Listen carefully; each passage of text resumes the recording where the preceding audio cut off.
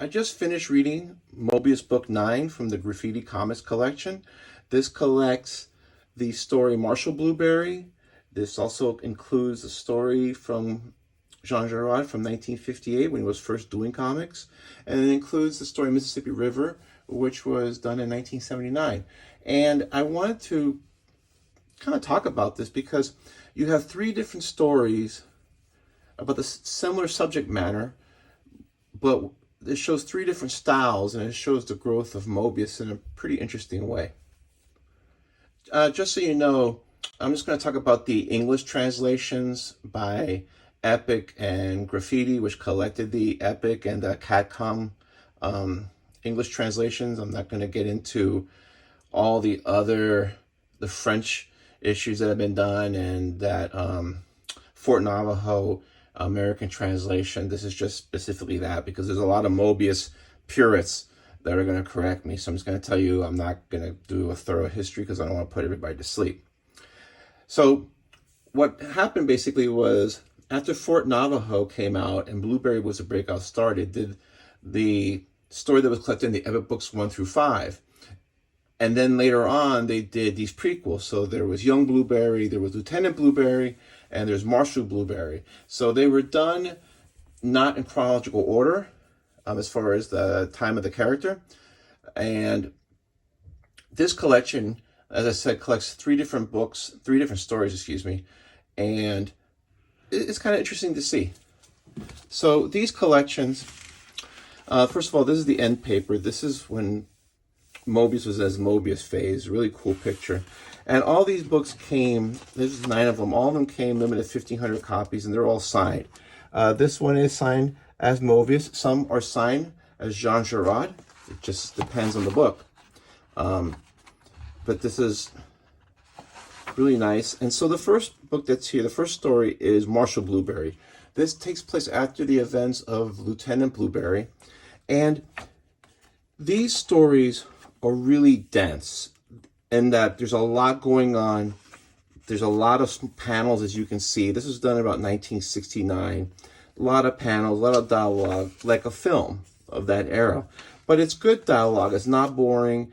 It really sets the mood and the feel and the time that you're in, the Old West. There's just a lot going on. So this is not like a quick little read. Not that it's complicated. It's just there's a lot going on. Charlotte does a wonderful job of just capturing like how arduous and difficult these journeys are that they're going out. And this is a story about going to a mine where there's gold. And it's supposed to be in these haunted mountains that even the Indians are afraid of. So it's about 150 pages or so, maybe 160. It's pretty interesting, from 1969. Then, and the one thing about these Moebius books, and I'm reading them in chronological order, is that you will see characters in earlier Moebius stories pop up in later stories. And so it's not like you'll read a character and you never see them again. Like, you'll see them again. Like I said, I'm reading them chronologically. Then the second story is King of the Buffalo. This was done by Jean Giraud after he came out of the military in 1958. And you can see here that this is a very simple type of Old West style. This is some of his first work. And it's kind of interesting, like how this was just very simple work, and then he graduated, and then 11 years later, he was able to do this. He had been doing this kind of work for years, because the initial Blueberry books came out in the early 60s, so he was already 6-7 years into doing Blueberry at this point. So then you have this book, and then in 1979, Charlier and Giraud had kind of like a issue with the French magazine that was serializing all these stories. I think it's Pilot. It's supposed to be Pilot in French, so I'm not going to massacre the French language. And so, in the meantime, covered by Moebius, they decided to do this series called Mississippi River. And now the two of them together only did one story. It's about 60 pages long. Apparently, Charlier, before his death, wrote one other story that was being drawn at the time. I don't know if it's been translated into English. But this is a similar time period, but it's a different character. And you can see here bigger panels, less dialogue, a looser style.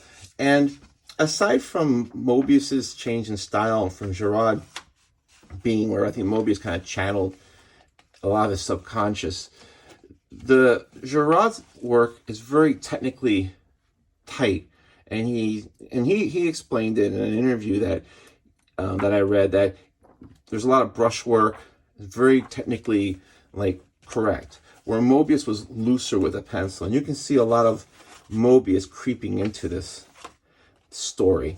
It's not like Airtight Garage, but you can see a lot of the looseness, some of the Moebius, bits of Moebius here and there that sneak in and out. And this story is self-contained.